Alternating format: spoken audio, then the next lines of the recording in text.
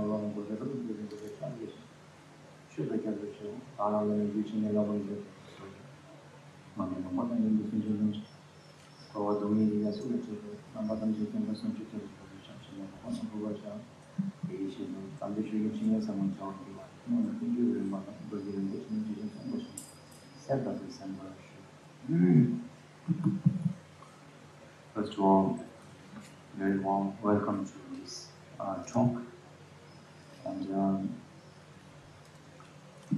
I'm very happy that even though there are so many people in Singapore, and I myself come from very far away places, Bhutan, and I've been going on a long tour, coming from starting about 2 months back from Hong Kong, Taiwan, Malaysia. Initially, there was no plan to come to Singapore, but somehow or other suddenly it worked out at the last minute.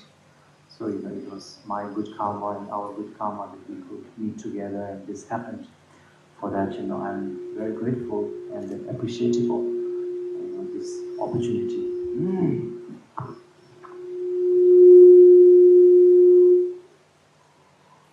上次我们觉得要欢迎我们大家来到这里，他非常高兴呢，可以跟我们在这里相聚。他从虽然新加坡有很多人，我们这里的人呢可以到我们这边这个会场到场的人呢能够来这里，并且呢他是从源自不丹而来的，能够在这里相聚呢是个非常好的因缘。他已经在过去2个月呢，到了香港、台湾各地去弘法。本来呢是没有到这里来的，怎么知道呢？因缘具足能够来这里跟大家相聚，这是一个非常好的因缘，他非常高兴非常感激我们大家能够在这里聚会。For myself, my individual self, there are many approaches to the Dharma. It can be approached from point of view of, what do you call it, hell and heaven, negative karma, or samsara, nirvana. There are many ways of approaching the Dharma. But our simple way, I personally feel, simple way of approaching the Dharma, understanding the Dharma is that, all the, experiences that we go through, whether it's experience of happiness, whether it's suffering or beautiful, whatever, it comes from your mind. So from understanding, when you understand how the working of mind works, how it functions, I think that is the key to freedom, you might say, key to freedom, key to happiness, key to overcoming suffering, and key to everything. And Dharma is a way to understand yourself, understand your mind. By understanding yourself, you will be able to deal with the situations, bad situation, good situation, as it happens. And right now, our way of dealing with this, we deal with the external situations, So it's maybe for a time being it works, something is, we do something externally, I don't know, either it's reaction out of anger, we take care of somebody or something. Maybe for time being it works, but then again another situation will come, So as a Dharma, what the situation is Dharma, because the word Buddhist itself, it's called insider, We call it in Tibetan language, and in the Dharma language it's called Nangpa, which means insider. So a Buddhist is someone, who looks for all the external problems within himself, within his mind. He looks for the answers to all the problems outside.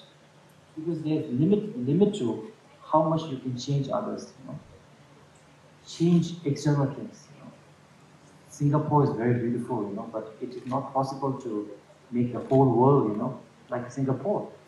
So everybody who is not in Singapore, should they be sad? Should they be suffering? No, definitely not.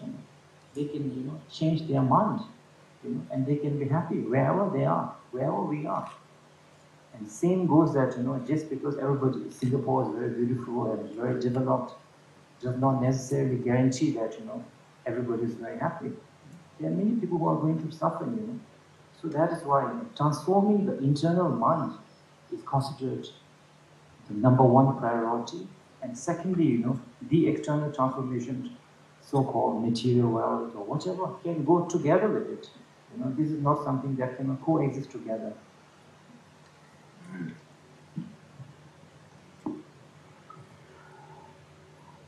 对于佛法的这个修持呢，有不同的方法，不同的态度可以切入这个佛法。有些人从因果开始，有些人呢是从涅槃、娑婆世界轮回这样子的角度呢切入。但是Rinpoche呢，他呢打算呢，他认为呢，我们现在呢应当呢以我们日常生活的经历。日常生活的经历呢，着手来切入这个佛法。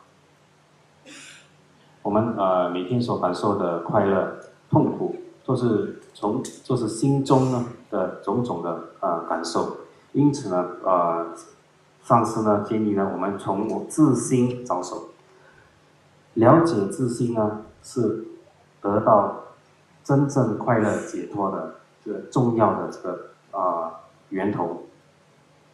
那么了解自心呢，也是了解宇宙诸法的重要的这个源头。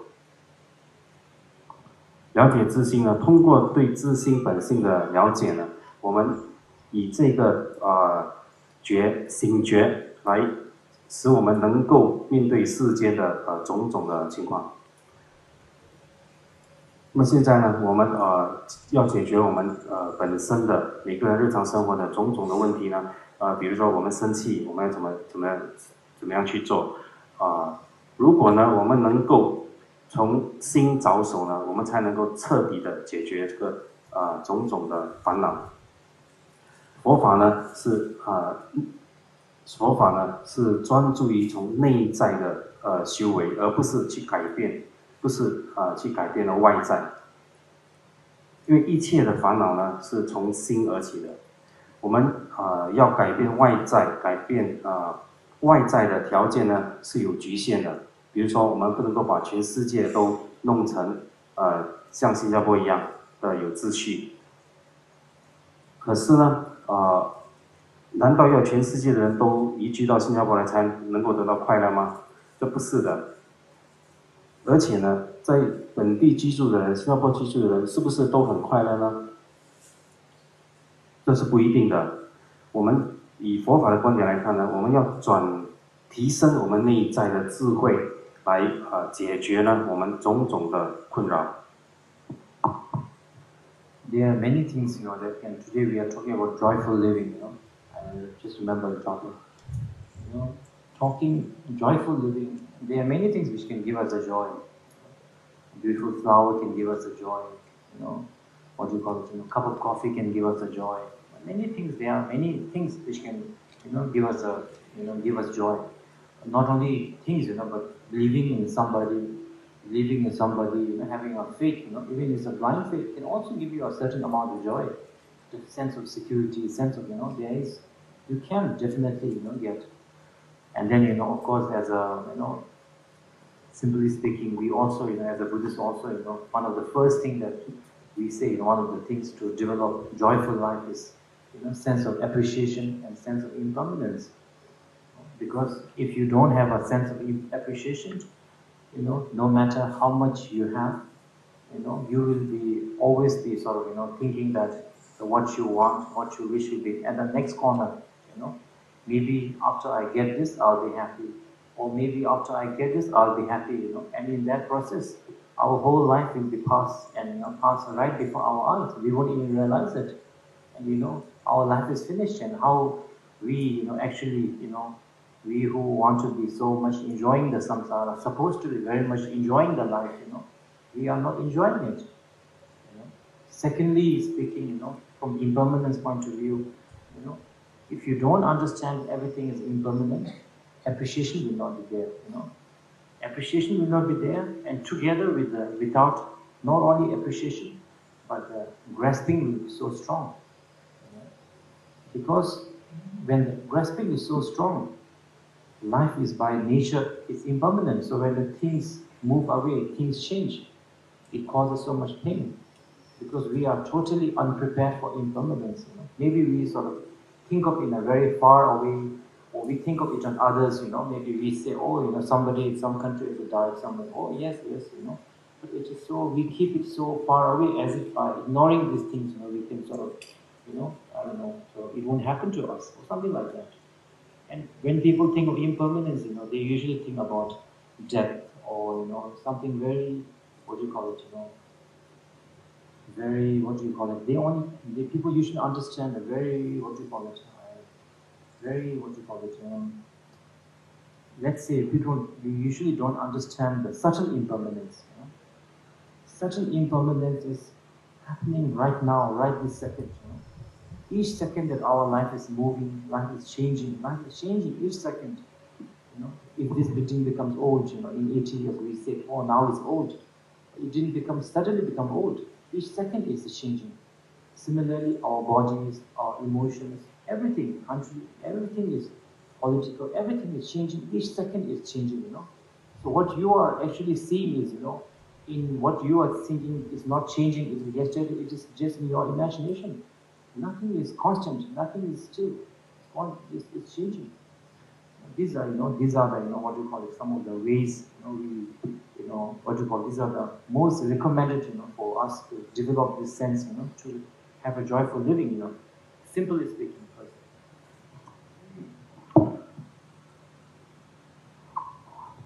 今天的讲题呢是怎么快乐的生活，怎么在生活中呢寻找这个喜悦。